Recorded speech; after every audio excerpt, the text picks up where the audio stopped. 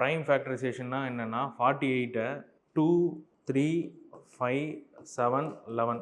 So இந்த நம்பரில் நீங்கள் ஸ்ப்ளிட் பண்ணி எழுதணும். இது அந்த மாதிரி ஸ்ப்ளிட் பண்ணி எழுத முடியுமா?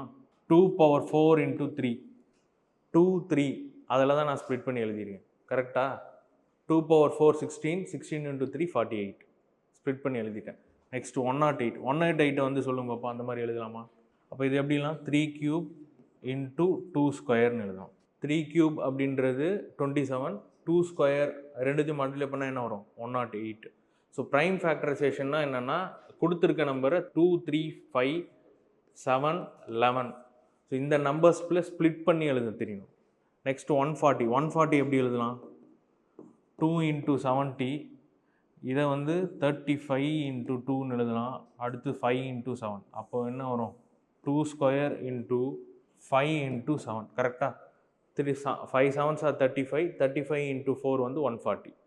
ஸோ இந்த மாதிரி ஸ்ப்ளிட் பண்ணி எழுதியாச்சு. இப்போ என்னென்னா உங்களுக்கு எல்சிஎம் வேணும் அப்படின்னு சொன்னால் எல்லா டேர்ம்ஸையும் மல்டிப்ளை பண்ணணும். சப்போஸ் 2 இங்கேயும் இருக்குது, இங்கேயும் இருக்குது, இங்கேயும் இருக்குன்னா ஹையஸ்ட் பவரை சூஸ் பண்ணணும் எல்சிஎத்துக்கு. 2^4. நெக்ஸ்ட் 3 இருக்குது, இங்கேயும் இருக்குது, இங்கே 3 இல்லை. ஸோ 3ல் ஹையஸ்ட் பவர் என்ன? 3^3.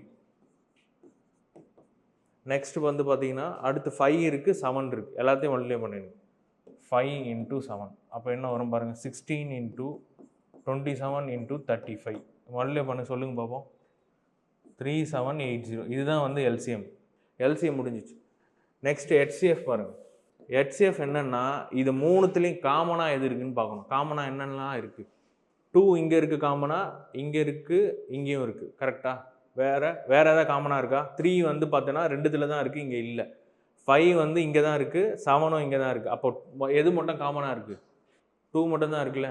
சரி, இப்போ எல்சிஎம்மில் வந்து உங்களுக்கு என்ன சொன்னோன்னா வேல்யூ 2 3 இடத்துல இருந்துச்சுன்னா எது ஹையஸ்ட் வேல்யூ அதை மட்டும் சூஸ் பண்ணணும்னு சொன்னேன்.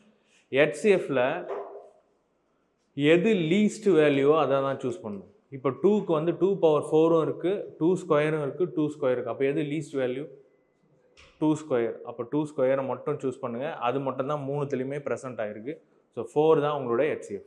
ஸோ ஹெச்சிஎஃப் அப்படின்னா மூணுத்துலேயும் ப்ரெசென்ட் ஆகிருக்கணும், லீஸ்ட் பவராக இருக்கணும். அதுதான் வந்து ஹெச்சிஎஃப். எல்சிஎம்ன்றது எல்லா வேல்யூவும் நீங்கள் மல்டிப்ளை பண்ண போகிறீங்க. சப்போஸ் ஒரு வேல்யூ வந்து 2 3 இடத்துல இருந்துச்சுன்னா ஹையஸ்ட் பவரை சூஸ் பண்ணிக்கணும். இதுதான் எல்சிஎம் ஹெச்சிஎஃப் நம்பர்ஸில்.